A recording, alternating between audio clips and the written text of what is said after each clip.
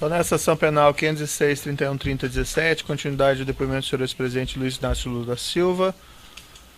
O Ministério Público falava então essa matéria. Eu refiro essa matéria, está na nota de rodapé 386 da denúncia, é uma matéria veiculada no portal UOL, dizendo que já havia um espaço físico reservado para ser a sede do Instituto, localizado perto do Parque do Ibirapuera. O imóvel da Rua Berbeck exatamente fica nesse local, né, lindeiro Avenida 23 de Maio, próximo ao Parque do Ibirapuera, e que esse projeto era tocado por um grupo de apoiadores. O senhor ex-presidente saberia explicar como a imprensa já sabia isso em 2010?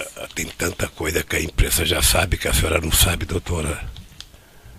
Tem tanta coisa, doutora. Então, doutora, é o seguinte, a senhora pode abrir um processo contra o jornalista do UOL que escreveu isso, ele pode explicar para a senhora. Pois não. A matéria diz, um prédio de 3 andares, próximo ao Parque do Ibirapuera, em São Paulo, está reservado para ser a sede. A mesma matéria diz, segundo a fonte, Lula e Marisa já visitaram o local. Em princípio, o presidente avaliou que o prédio seria muito grande, já Marisa, que deverá dar a palavra final, gostou do espaço. Essa matéria é uma disfarçatez. Eu visitei o prédio com a dona Marisa em junho de 2011 para dizer que nós não íamos adquirir aquele prédio, que não tinha nenhuma utilidade aquele local para fazer e que a gente iria pedir o terreno. Certo. Quem marcou essa visita, a que o senhor está fazendo referência, de 26 de julho de 2011? O Paulo Okamoto, presidente do Instituto Lula.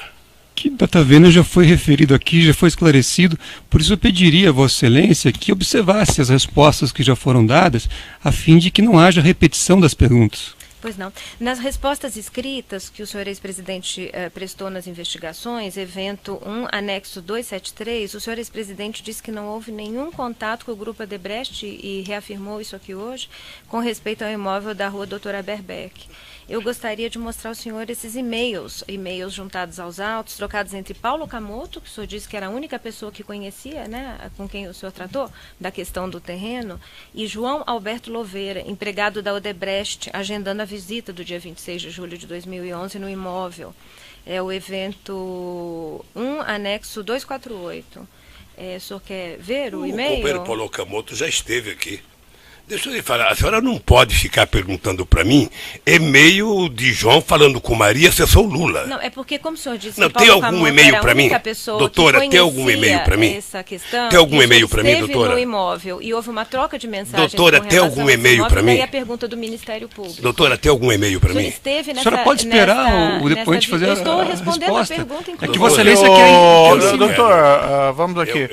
A questão colocada ao senhor é a seguinte, o senhor tinha conhecimento dessas mensagens? Não tinha conhecimento, doutor. Eu só queria que a senhora perguntasse de coisas que foram direcionadas a mim.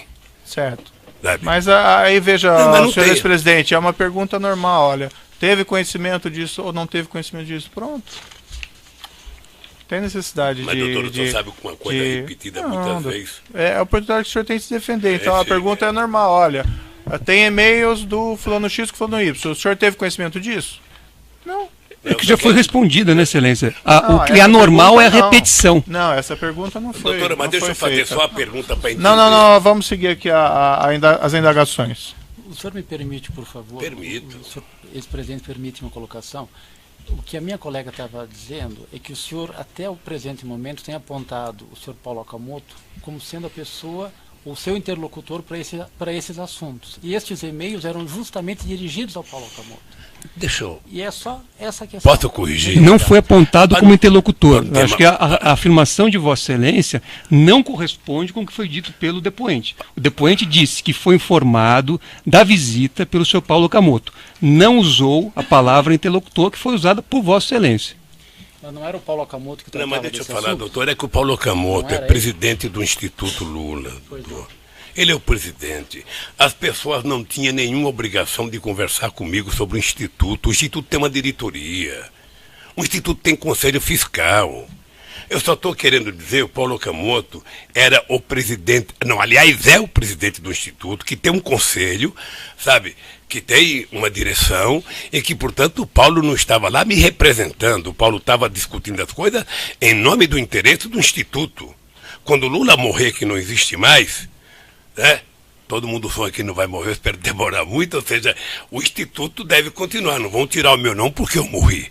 Então, se o Paulo for o presidente, ele vai continuar tratando do Instituto Lula do mesmo jeito. Mas seguimos adiante aí, né? Pois não. Nas respostas escritas que o senhor prestou durante as investigações, anexo 273, evento 1, o senhor ex-presidente disse que o imóvel da Rua Berbeck teria, então, sido oferecido ao Instituto da Cidadania, mas que recusou a aquisição conforme deliberação da diretoria. O item é da resposta desse anexo a que fiz referência.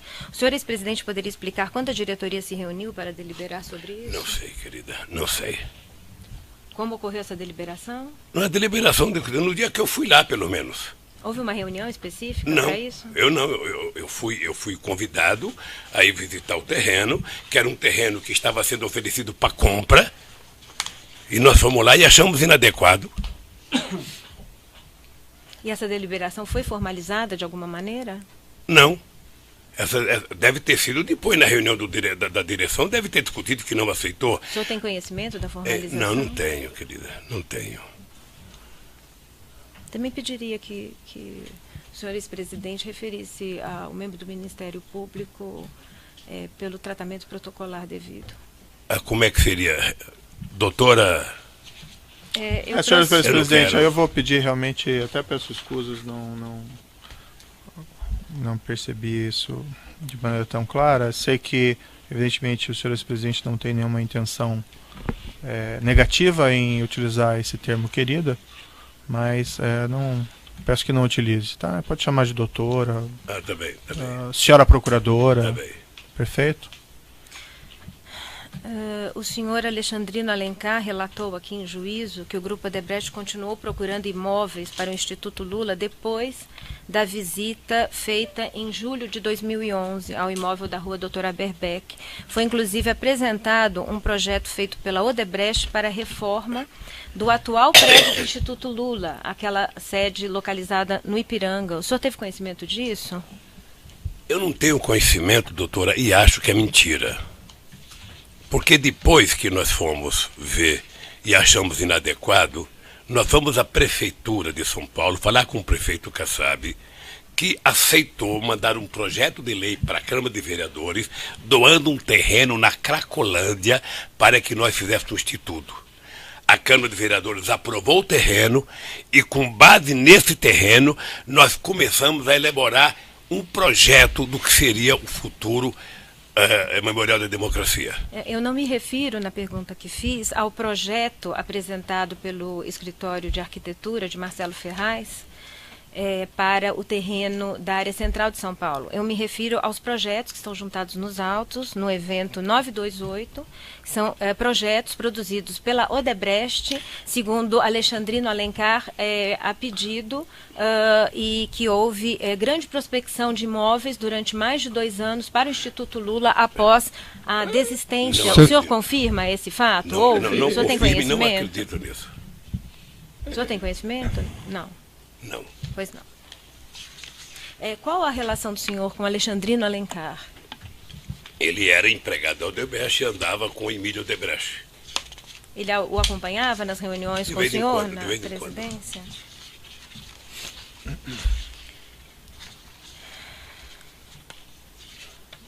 Peço só um momento, por favor.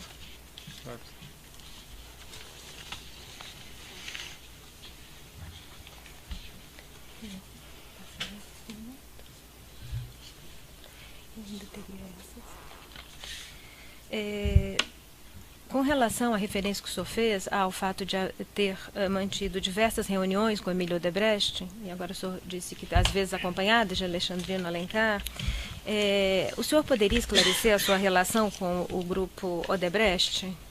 A mesma relação que eu tinha com todo o empresariado brasileiro. Se a doutora se lembrar bem, eu fui o presidente que mais fui ao Ministério Público. Eu fui o presidente que mais reuni empresários de todos os setores desse país. Fui o presidente que mais viajei, sabe, o mundo. Fui o presidente que mais viajei no país e, portanto, fui o presidente que mais tive contato com empresários. Sim. Muitos, mas muitos, com todos. E o Emílio era um grande empresário, como era grande empresário a Camargo Correia, a OAS, os produtores de etanol, o Pão de Açúcar, as indústrias automobilísticas, toda a gente conversou comigo todo o tempo. Não tinha preferência a Odebrecht. Mas nessas reuniões, Emílio Odebrecht levava pedidos de interesse do grupo Odebrecht? Não, o Emílio era um empresário organizado e eu passei a adotar, sabe, todo empresário que conversasse comigo tinha que dizer antes qual era o assunto. Porque você não pode fazer uma reunião com o empresário e chegar lá, o empresário chegar com uma pauta e você não tem informação. Tá? Então o Emílio levava a pauta do setor, sabe, levava a pauta da ABDIB, levava a pauta do Sindicato da Construção Civil, sabe? E assim levava, o etanol levava a pauta do setor de etanol, a indústria automobilística levava a pauta da indústria automobilística. Levava questões relativas à Petrobras? Relações ao desenvolvimento do Brasil. E a Petrobras era uma empresa que tinha muita importância no desenvolvimento do país. Pois não. Há uma outra audiência, um documento relativo à audiência com o presidente Luiz Inácio.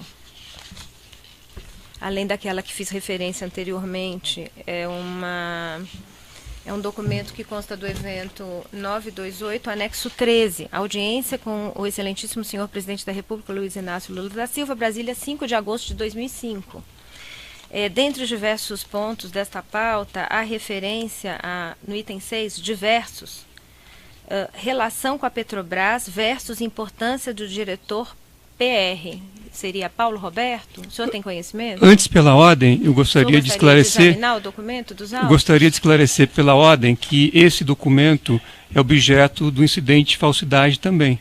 Certo. A pergunta é se o senhor se recorda dessa certo, reunião. mas é que me parece. Se teria havido essa reunião e se foi tratado esse assunto. É que a defesa gostaria só de ter.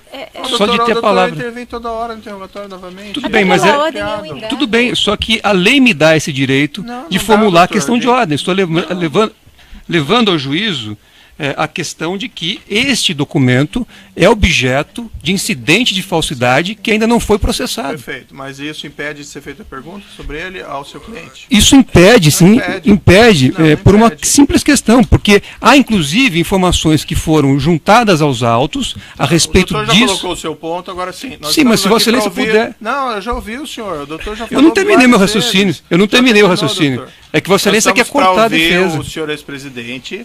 O incidente não impede as perguntas e a pergunta se recorda de uma reunião em que houve esse tema, só isso. Tem medo que o seu cliente tenha que responder? Não, medo não tenho, medo nenhum. Vossa Excelência não respeita a defesa. Vossa Excelência não respeita a defesa. Mas está mais uma vez claro que Vossa Excelência não respeita a defesa. Doutor não respeita a ordem da audiência. Vossa Excelência não respeita a defesa. Então, se Vossa Excelência seguir a lei e processar o incidente de falsidade, a defesa agradece. Agora, se a lei é diferente, então a defesa vai não só lamentar, como tomar as providências legais. A sua questão está indeferida, doutor. O doutor está errado, o incidente está sendo encaminhado e nós podemos indagar o seu cliente sobre esse objeto dessa reunião. Se não se recordar ou se isso não aconteceu, isso é perfeito. O doutor não precisa intervir na audiência a todo momento, que isso é perturbador, perturba a ordem normal da audiência. Farei as intervenções sempre que necessário e Vossa Excelência não poderá me impedir. Doutor Moro, eu só queria dizer o seguinte, tá? Vamos voltar à normalidade aqui. É o seguinte, vocês têm o direito de perguntar, ele tem o direito de não concordar, o juiz Moro tem o direito de indeferir, sim, eu tenho o direito de falar ou não falar. Então está deferida a questão. Então peço para o senhor responder. Nunca o Emílio discutiu comigo o cargo da Petrobras. Nunca. E não ousaria discutir, nem ele e nenhum outro empresário. Essa pauta de audiência é de agosto de 2005, quando Paulo Roberto Costa já ocupava o cargo. Eu não sei. Tratavam sobre atuação? Eu não sei. O senhor não sabe dizer. Pois não, agradeço. Há também um documento nos autos, evento 928, anexo 34, é um e-mail de Marcelo Odebrecht para Pedro Novis, para o seu pai Emílio. Eu não sei se o senhor conhece o teor desse documento que está nos autos. É um e-mail de 31 de outubro de 2006, em que Marcelo Odebrecht, dirigido ao seu pai e a Pedro Novis, com o seguinte teor: Pedro, meu pai, nas conversas com Lula, equipe, acho importante mencionar em termos de pessoa. E aí tem o texto: manutenção de Guido e equipe no Ministério da Fazenda, estão afinados e jogando, garantia de não paralisação, tem o apoio de grande parte do setor produtivo e certa reação dos bancos. Manutenção de Damião e equipe do BNDES estão afinados, inclusive com o MF, imagina o Ministério da Fazenda, o que é importante. E jogando com efetividade, uma das melhores equipes em anos no BNDES. Márcio Fortes, um dos quadros mais eficientes e leais do governo, conhece como poucos e sabe tratar a burocracia do governo. Marta Suplicy, dos quadros mais eficazes do PT. Petrobras, Gabriele, Duque e Paulo Roberto, eficientes e de muita lealdade e compromisso com as necessidades do governo, sabendo conciliá-las com os interesses internos corporativos. E segue: ministérios executivos de infraestrutura, integração e transportes principalmente, precisam um choque de gestão para pôr em andamento projetos, inclusive PPPs. Eu indago ao senhor especificamente com relação à referência a Petrobras, Gabriele, Duque, Paulo Roberto, nessa época, outubro de 2006. O senhor tratou desses assuntos, senhor Emílio? Doutora, por favor, não pince apenas o Paulo Roberto ou a Petrobras. O senhor quer ver o documento? Ou seja, é a primeira vez que eu vejo alguém, sabe, elogiar um conjunto de pessoas do governo, elogiar o ministro da Fazenda, elogiar o presidente do BNDES, elogiar tudo, e a senhora tenta excluir ir na Petrobras. Eu vou lhe dizer uma coisa: o Paulo Roberto era um técnico que foi escolhido por ser competente. O Zé Sérgio Gabriele era o presidente da Petrobras por competência. Portanto, as pessoas elogiarem não é demérito, não. É motivo de orgulho para quem era presidente da República. Era motivo de orgulho. Portanto, eu tenho orgulho se as pessoas elogiaram gente do meu governo. Certo, a pergunta objetiva é se o senhor Emílio Odebrecht não elogiou tocou em essas assunto pessoas ou tratou das questões dos diretores com o senhor ex-presidente. Eu vou repetir, eu pensei que eu tinha respondido, doutor Moro. Sabe, não é exatamente como ela quer que eu responda, mas como eu sei responder. Né? Nunca, vou repetir, nunca o Emílio Odebrecht ou qualquer outra pessoa, sabe, de empresário discutiu comigo, diretor de empresa pública. Na pauta de reunião, também juntada aos autos, é uma pauta do dia 17 de janeiro de 2007. Só registra um papel apócrifo e que também é objeto de incidente de falsidade ainda não processado. Pois não. Trata-se do documento juntado pelo colaborador Emílio Odebrecht, que está no evento 928, anexo 8. Não sei se o senhor quer olhar o documento. Doutor, o Emílio é colaborador de quem? Do Ministério Público? Celebrou acordo de colaboração com a Procuradoria-Geral da República, homologado pelo Supremo Tribunal Federal. Sabe que eu poderia utilizar uma fala do doutor Moro. Sabe que não é correto ficar utilizando pessoas que são acusadas, que já prestaram declaração, para acusar um inocente. Pois não.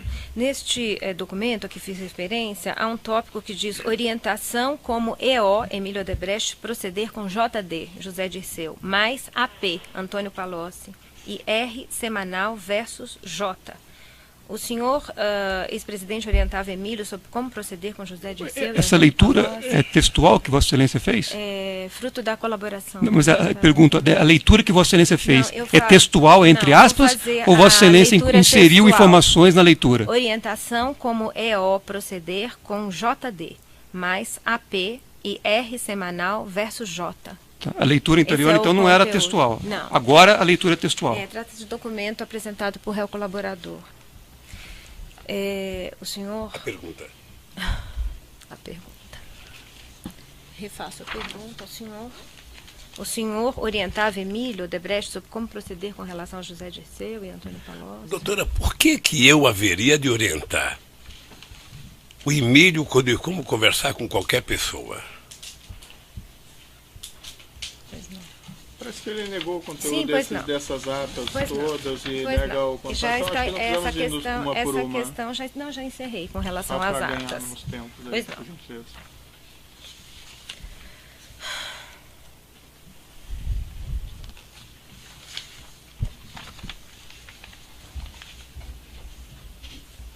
A construtora Norberto Odebrecht fez doações de 4 milhões para o Instituto Lula entre o final de 2013 e 2014. são recibos nos eventos 1008, anexo 3. O senhor ex-presidente sabe por que essas doações foram feitas? Doutora, eu já respondi, mas vou responder outra vez. A Odebrecht não tinha que pedir a opinião do Lula para fazer doação, porque o Lula não é diretor do Instituto Lula. Se ela fez alguma doação, essa doação está contabilizada no Instituto.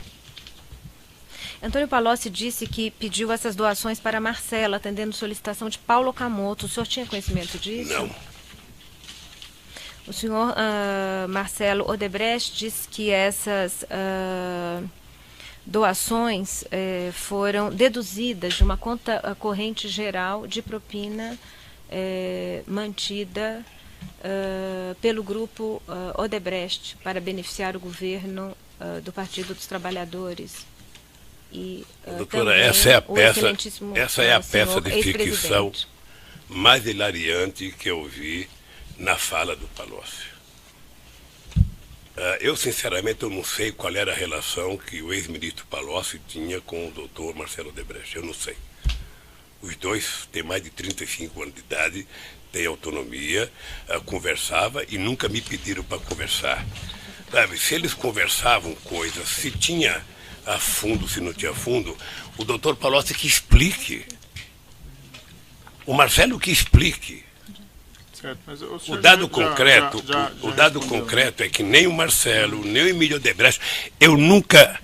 Doutora, se eu responder e a senhora não prestar atenção, eu vou achar que não tem sentido o que a senhora me perguntou. O seu depoimento está gravado. Sabe, mas eu queria que a senhora ouvisse, porque quando a senhora pergunta, eu fico olhando para a senhora. Até por uma questão de respeito.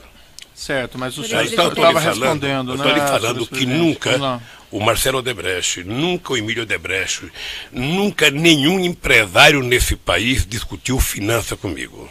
Nunca. Alguma vez lhe referiram sobre a existência de uma provisão de valores denominada conta amigo ou subconta amigo? Que está registrada em planilha? Não, eu fico sabendo disso porque a imprensa escreve. Planilha Programa Especial Italiano? Não. Eu tratava os empresários como empresários. Portanto, eu vou repetir, porque eu não sei se tem mais pergunta, doutor, é o seguinte. Eu tomei posse em janeiro de 2003 como presidente da República, deixei a presidência dia 30 de dezembro de 2010. Eu continuo desafiando um empresário que diga o seguinte: eu conversei de dinheiro com o Lula, seja 10 centavos ou 10 milhões. Eu nunca autorizei, nunca permiti, porque eu não queria nem perder o respeito com relação a eles e não queria que eles perdessem o respeito com relação a mim. Era por isso que esse país não dava certo. Porque o país era tratado como se fosse uma coisa pessoal. Certo, mas o senhor já respondeu isso pois aí. Não. Eu tenho uma questão adicional antes com relação à empresa DAG. O senhor conheceu a empresa DAG? Doutora, que foi eu não conheço a empresa DAG. Nem antes, nem durante e nem depois. Tudo que eu sei da empresa DAG é o que vocês falam pela imprensa, é o que a imprensa publica. Certo. Um momento, por favor. Consta que a empresa DAG efetuou custos com o afretamento de uma aeronave que foi cedida para uso do senhor ex-presidente em viagem realizada à República Dominicana, o que é objeto de uma ação que corre na 10ª Vara Federal. Posso citar o número 0016 093 96 2006 401 3400. Consta dessa ação que a empresa DAG não afretou a aeronave. O senhor tinha relação com essa empresa DAG, como acabei de perguntar anteriormente? Doutora, eu fiz 76 viagens nesse mundo para fazer palestra. Eu não contratava palestra. E eu não contratava avião. As pessoas que me contratavam tinham a obrigação de me pegar em São Paulo, me levar um dia a essa palestra e me trazer de volta para São Paulo. Eu nunca fui saber, sabe, quem é que pagava, porque nos contratos meus, a empresa que me contratava era obrigado a garantir o direito de ir e vir meu. Portanto, eu não sei se quem pagou foi a DAG, Itaú, Bradesco, Bamerindos. Não tem a menor noção. E o senhor tem conhecimento? Agora, se tiver, Pois não. deve estar no contrato. Pois não. Agora, se tiver, deve estar no contrato. O senhor tem conhecimento que a empresa DAG fez pagamento da ordem de R$800 mil para o senhor Glaucus da Costa Marques no bojo da contratação deste imóvel da rua Doutora Berbeck Brandão? Eu vi no depoimento do Glauco ele dizendo isso. Agora, pelo que ele disse, ele tinha direito de receber. É a participação dele no negócio, na venda? Qual é o erro? O senhor sabe se ele empregou recursos nessa Não sei, compra? doutor, não sei.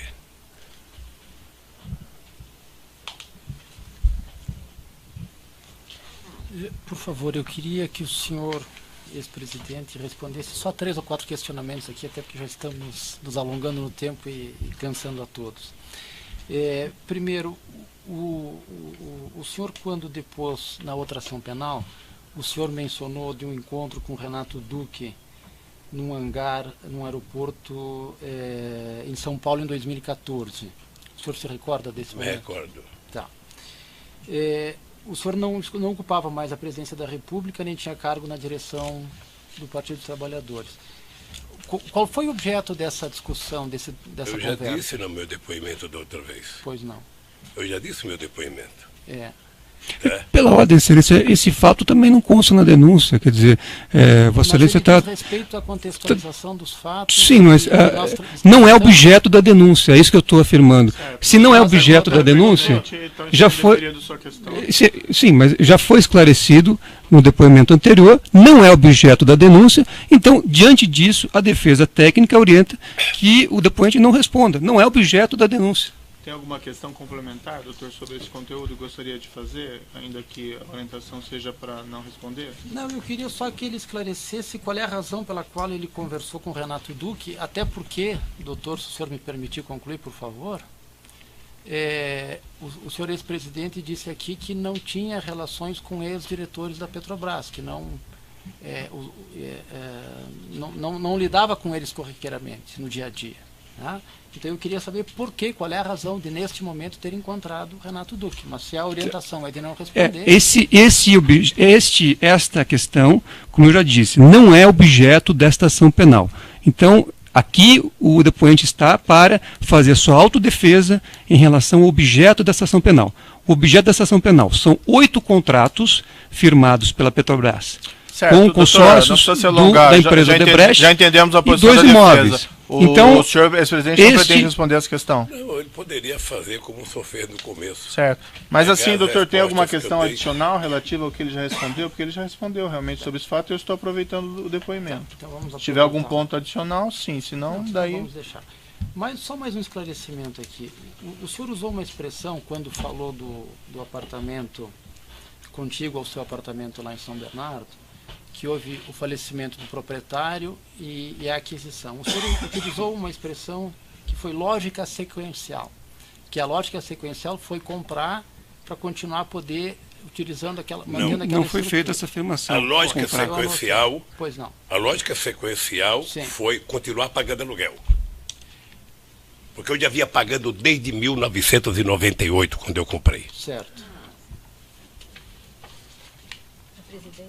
Então, a lógica sequencial era continuar ocupando e que o aluguel continuasse a ser pago, era isso. Mas quem fazia o pagamento dos aluguéis já foi esclarecido. Da República? Doutora, de 2007 para diante, quem pagava isso até o dia 31 de janeiro de 2010 era a segurança da Presidência da República. A União Federal.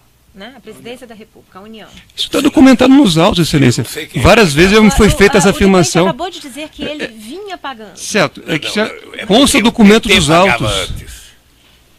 Não, o ponto só que eu queria esclarecer aqui é que o senhor não cogitou da compra do imóvel... Não cogitei da compra do imóvel porque a dona Marisa não queria morar mais lá. O terceiro aspecto que eu queria que Vossa Excelência, por favor, esclarecesse é o seguinte: o senhor Antônio Palocci foi seu ministro, foi seu companheiro de partido, o senhor o demitiu como ministro, ele foi eleito deputado federal. O senhor o conhecia talvez melhor do que qualquer uma das pessoas nessa sala. Tá? Eu pergunto, o senhor nunca identificou essa faceta que o senhor tão negativa que o senhor está atribuindo? Não, eu terminei elogiando o Palocci. Eu disse que o Palocci foi um ministro da Fazenda muito competente, que ajudou muito esse país. Tá? Eu disse que eu não conhecia, era essa simulação que ele fez aqui a semana passada. Ele veio, doutor, me desculpe, mas ele veio para cumprir um ritual. Quem conhece o Palocci, como eu conheço, percebeu que ele estava cumprindo um ritual. Eu já vi o Palocci em situações difíceis na área econômica. Né? O Palocci veio preparado para dizer, sabe, que tinha um fundo que eu sabia, para dizer que o doutor Emílio tinha me procurado para conversar, para dizer que eu tinha tentado bloquear a justiça, que eu chamei ele para conversar, para bloquear a justiça, sabe?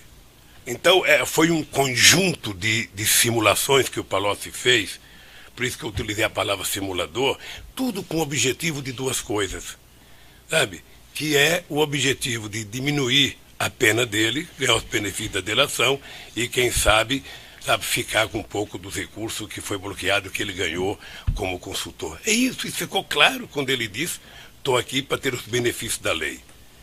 Eu lamento, porque eu sou um cara que gostei muito do Palocci, tive boa relação com o Palocci, acho que o Brasil deve ao Palocci, sabe? Mas, lamentavelmente, sabe, o Palocci se prestou a um serviço, sabe, pequeno, porque inventar inverdades para tentar criminalizar uma pessoa que ele sabe que não cometeu os crimes que ele alegou é muito desagradável. Eu fico pensando como é que está pensando a mãe dele agora, que é militante do PT e fundadora do PT. Eu fico imaginando como é que estão as pessoas que militavam com ele no PT. Então é lamentável. Eu, sinceramente, não tenho raiva do Palocci. Não leve essa imagem que eu tenho raiva do Palocci. Eu tenho pena dele ter terminado uma carreira tão brilhante da forma que ele terminou. Certo, vamos interromper pelo tamanho do áudio.